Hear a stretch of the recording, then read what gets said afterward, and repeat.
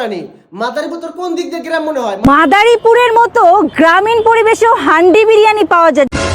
এই চুতমা রানী মাদারীপুর তোর কোন দিক দিয়ে গ্রাম মনে হয়? মাদারীপুরকে মানুষ সেকেন্ড ইতালি বলে। জাস্ট দেখো এটা কি ভাই, আমি এতদিন ভাবছি মাদারীপুর আসলে গ্রাম। মাদারীপুরকে গ্রাম বলার আগে তোর অবশ্যই উচিত ছিল মাদারীপুরের ইতিহাস সম্পর্কে জানা। মাদারীপুর বাংলাদেশের মধ্যে তৃতীয় ধনী জেলা। মাদারীপুরকে মানুষ বাংলাদেশে ইটালি বলে।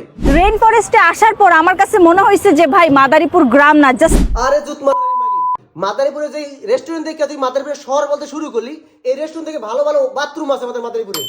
এই সোয়াদ মাদারীপুরের মতো জায়গায় হান্ডি বিরিয়ানি ব্যস্ত আছে। গ্রামের মধ্যে আবার হান্ডি বিরিয়ানি করতে গেন? গ্রামের মধ্যে হান্ডি বিরিয়ানি ভাই ভাবা যায়?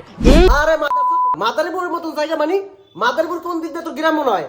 তুই তোর মার দুধ খাওয়া সারার আগে মাদারীপুরে হান্ডি বিরিয়ানি পাওয়া যায়। আপু মেবি ভুলে গেছেন, আসলে আপনি খাবারের রিভিউ দিতেছেন, খাটের রিভিউ না।